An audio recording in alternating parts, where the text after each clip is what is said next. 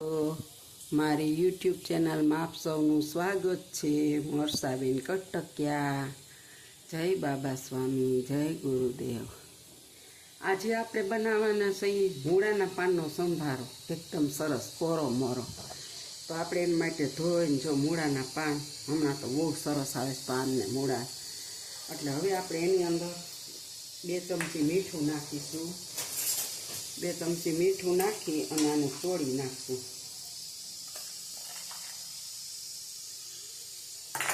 અને એકદમ મસળી લેવાના છે આપણે.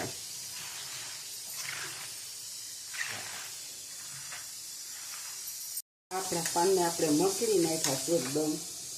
અને બધો રસ કાઢી નાખવાનો છે, મીઠાને ચોળવાના છે આને. અને આનો સંભારો એટલો સરસ થાય, કડકડો મસ્ત ભાવે એવો. હવે આપણે છે ને આને હાવ નીચવીને કાઢી લેવાના છે.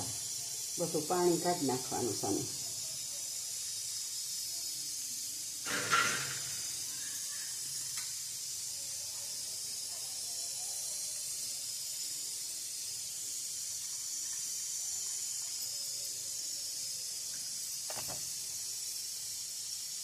હવે આ પાણી આપણે ફેંકી દેશું. જો આપણે પાન જ નકરા હતા, નીચોવ્યા ને તો જો ખાલી થોડાક જ થઈ ગયા. અને હજી આપણે આને કડકડિયા બનાવશું એટલે થોડોક જ સંભારો થઈ જશે. તો હવે આપણે ગેસ પર રાખીશું અને ગેસને ઓન કરીશું. એની માથે કઢાઈ મૂકીશું.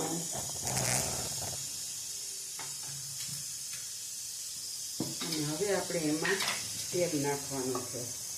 મોટું બધું એક પાવડું તેલ તાજું જોઈએ.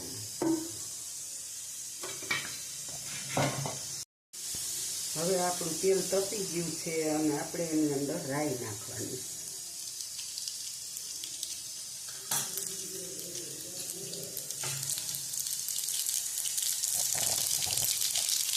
રાઈ તપક જાય એટલે હવે આપણે એમાં હિંગ નાખશું, ખાસી એવી. હવે આપણે આ વઘારી નાખશું.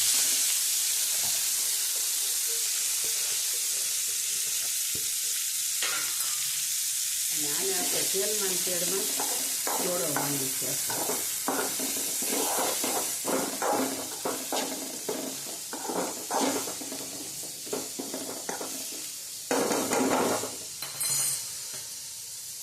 આની અંદર આપણે હળદર પાવડર નાખવાનો છે.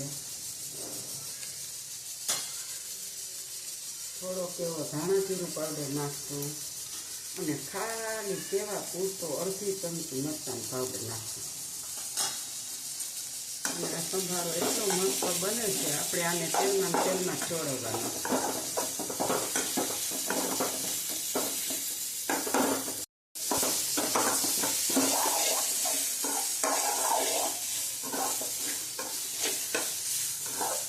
આને આપણે આની અંદર ખખડે નહીં ને ત્યાં સુધી આને આમ ફેરવતા ચોળવવાનું.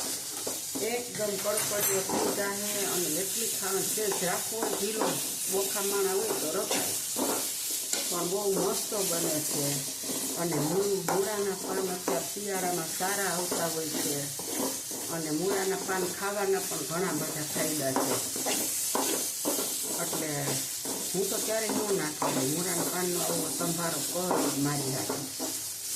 પછી તેને ખાવું ખાય પણ બહુ મસ્ત બને છે. મને ભાવે બહુ.